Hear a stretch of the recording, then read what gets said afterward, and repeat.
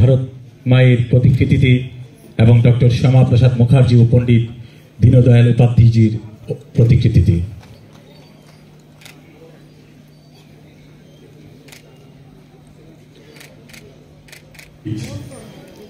মুক্তধারা প্যাকটার দিয়ে ৮ নং টাউন বদলি মণ্ডলী লাভার্থী সম্মেলন অনুষ্ঠানের শুভ সূচনা হচ্ছে। আমাদের ত্রিপুরা রাজ্যের জনপ্রিয় মুখ্যমন্ত্রী আদরণীয় প্রফেসর ডক্টর মানিক সাহার হাত ধরে বন্দে মাতরম বন্দে মাতরম সুফলা মলয়জ শীতলম শস্য শ্যামলা মাতরম বন্দে মাতরো জোষ্ণা পুলকিত यामिनी ফুল্ল কুসুমিত ধ্রুমধুল সুরভাসিনী সুখদাং বরদং মাতরম বন্দে বন্দে মাতরম বন্দে মাতরম কি ভারত মাতা কি ভারত মাতা কি। ধন্যবাদ। ৮ নং টাউন বদলি মণ্ডলের পক্ষ থেকে উত্তরীয় বরণ করে নিচ্ছেন আমাদের মহিলা মোর্চার সভানেত্রী শ্রদ্ধা মরিচি দেবদত্তা মহোদয়া এবং সহায়তা রয়েছেন আমাদের সদর আরবান সভাপতি শ্রদ্ধেয় অসীম ভট্টাচার্য মহোদয়। উপস্থিত রয়েছেন ৮ নং টাউন বদলি মণ্ডলীর সভাপতি শ্রদ্ধেয় সঞ্জয় নিয়ে আজকে বসেছি। সব বিষয় নিয়ে ওনার সামনে সমস্ত মুখ্যমন্ত্রীদের সামনে আমার সরকার থেকে আরম্ভ করে বিভিন্ন বেনিফিশিয়ারি স্কিম যেটা আমাদের সরকারের ছিল, খুব বেশি একটু বলা যায়নি, কিন্তু কয়েকটা জিনিস আমি ওনার সামনে রাখলাম এবং আমার মনে হলো যে বলার পরে কিন্তু নিজেই বোঝা যায় যে আমি স্যাটিসফাইড কিনা। আমি যদি স্যাটিসফাইড হই তাহলে প্রধানমন্ত্রীজি এবং এখানে সমস্ত মুখ্যমন্ত্রী, আমাদের হোম মিনিস্টার সাহেব এবং নাড্ডাজিও বসেছিলেন এবং আমাদের রক্ষামন্ত্রীও ছিলেন, তো আমার মনে হলো ওনারা স্যাটিসফাইড হয়েছেন। তো এটা একটা ভালো লক্ষণ, কারণ কোনো কিছু বলার সময় অনেক সময় কাজের মাধ্যমে কিন্তু বলতে অনেক সুবিধা হয়, যে আমরা যেহেতু কাজটা করেছি তো সেটা যখন এই পর্যায়ে যখন আমরা বলি অনেক সুবিধা হয়, কনফিডেন্সের সাথেও বলা যায়। উনি যেটা বারবার মাননীয় প্রধানমন্ত্রীজি বলেন যে এখানে যারা মা বোনেরা আছেন, আমি জানি না এখানে কতজন বেনিফিশিয়ারি, এইবারের যে আমরা 700 টাকা ছিল সোশ্যাল পেনশন, সেখান থেকে আমাদের সরকার আসার পর 1000 আমরা করলাম। 1000-এর পর আমরা 1 লাফে 2000 করলাম। ভারতবর্ষে কোনো জায়গায় 2000 সোশ্যাল পেনশন দেওয়া হয় না বা দেওয়া হয়নি এখন পর্যন্ত, শুধু ত্রিপুরাতে দেওয়া হয়েছে, একটা ছোট্ট রাজ্য, তারপরে আমরা সেটা দিয়েছি। তা আমার বলার উদ্দেশ্য হচ্ছে আমাদের এখানে 35 বছর কমিউনিস্টরা রাজত্ব করেছে, গরিবের সরকার, মেহনতি মানুষের সরকার, শ্রমিকের সরকার, কত কিছু শুনতাম আমরা। আর তাত্ত্বিক কথার তো বলে লাভই নেই, কত তাত্ত্বিক কথা যে শুনেছি হিসাব নেই। আমরা ভাবতাম না জানি কত কিছু জানে, কিন্তু তারপরেও দেখি আমাদের সোশ্যাল পেনশন আমাদের এখনও দিতে হয়। অর্থাৎ মানুষকে ওরা মানুষ হিসাবে ওরা গণ্য করেনি, কখনোই না। ওদের মেইন উদ্দেশ্য হচ্ছে মানুষকে বোকা বানাও, মানুষকে গরিব রাখো, তাহলে আমাদের পেছনে পেছনে ঘুরবে, এবং এটাই তাদের মেইন এজেন্ডা ছিল। যারা না শুনতো তাদেরকে দাবিয়ে দাও, অপারেশন সাপ্রেশন।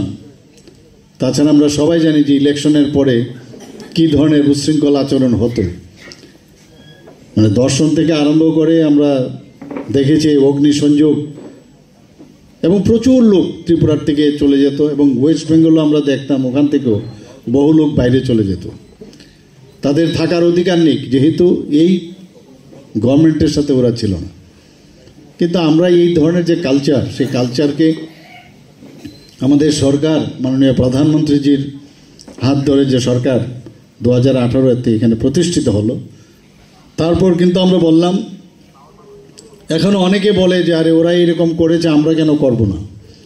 আমরা বললাম না, এটা করবো না বলেই তো ওরা নেই। ওরা তো ইলেকশন করতো, বলতো যে ইলেকশনের মধ্যে কারচুপি করতে হবে, এবং ইলেকশনের মধ্যে কি সেটা সাইন্টিফিক রিগিং এইসবই তো করতো। সেটা তো মানুষ ভালোভাবে নিত না। আমরা সেই দিশায় আমরা চলিনি।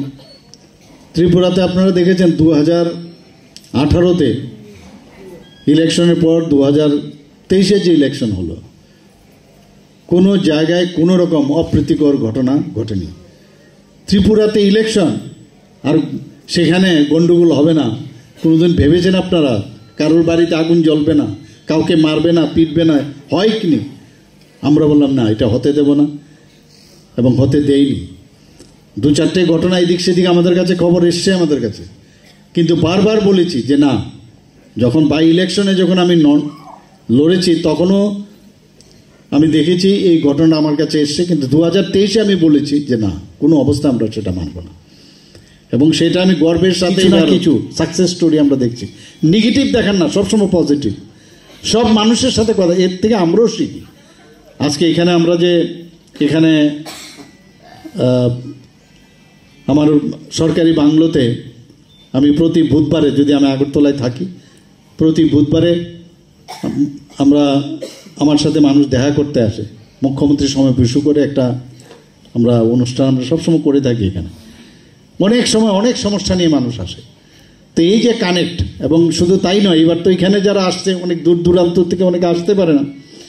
তো আমি আধিকারিকদের বলেছি যে এয়ারপোর্ট থেকে এখানে যারা আছে ফিজিক্যালি তারা তো কথা বলবেই, কিন্তু সারা ত্রিপুরার যেমন ডিস্ট্রিক্ট এবং সাব ডিভিশনেলেও যারা আমার সাথে কথা বলতে চায়, এখন আমাদের যেহেতু এখানে গুড গভর্নেন্সের অফিস খুলে গেছে, এখান থেকেই মানে ভিডিও কনফারেন্সের মাধ্যমে ওনাদের সাথে ওইখানে কথা বলবো, এবং আধিকারিকরা থাকবে এবং তাদের সমস্যা সেখানে বসে আমরা শেষ করতে হবে, সেটাও শুরু হবে।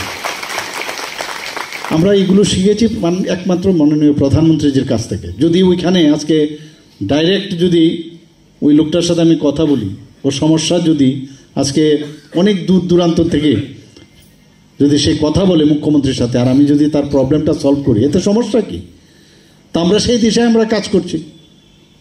আপনারা জানেন যে এর আগেও একটা আমরা আমার সরকার করে একটা ওয়েব পোর্টাল আমি শুরু করেছিলাম মাননীয় প্রধানমন্ত্রীর জন্মদিনে। সেটা এত সাকসেসফুল, বিশেষ করে গ্রামে গঞ্জে। এটা কি বহু জায়গায় আমরা জানি না। আমাদের 1100-এর উপরে জিপি এবং ভিসি আছে, সেখানে কোথাও ছোট ছোট জিনিস কিন্তু কত ইম্পর্টেন্ট, কাজ হচ্ছে না, অফিসে যায়, কোথাও ড্রেন খারাপ আছে, কোথাও রাস্তা ভাঙা আছে, তো ফটো তুলে এখানে আপলোড করা। 3 দিনের মধ্যে আপলোড করলে ওই যে পোর্টাল আছে সেখানে যদি ওইখানকার যারা আমাদের পঞ্চায়েত স্তরের যারা ওরা যদি এটাকে মানে অ্যাড্রেস না করে, তাহলে এটা সাব ডিভিশনাল লেভেলে আসবে। সাব ডিভিশনাল লেভেলে তার জন্য নির্দিষ্ট সময় দেওয়া হয়েছে। সাব ডিভিশনাল লেভেলেও যদি ঠিকঠাক না হয় তাহলে ডিস্ট্রিক্ট লেভেলে আসবে, ডিস্ট্রিক্টের পরে সেটা চিফ সেক্রেটারি এবং মুখ্যমন্ত্রী লেভেলে আসবে।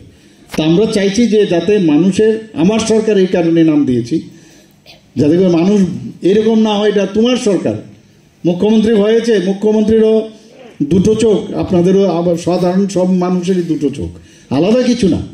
খালি উই আর অল, যারা যারা এখানে আমরা রিপ্রেজেন্টেটিভরা আছি সবাই আপনাদেরই রিপ্রেজেন্টেটিভ। সবাই সব কাজ তো সম্ভব না, এখন যেহেতু এই সুযোগ এসছে তো এই কাজটা ফিরিয়ে দেওয়ার এখন পালা। আমরা চাই যে মানুষের সাথে আমরা থাকা। এখানে আপনারা সবাই জানেন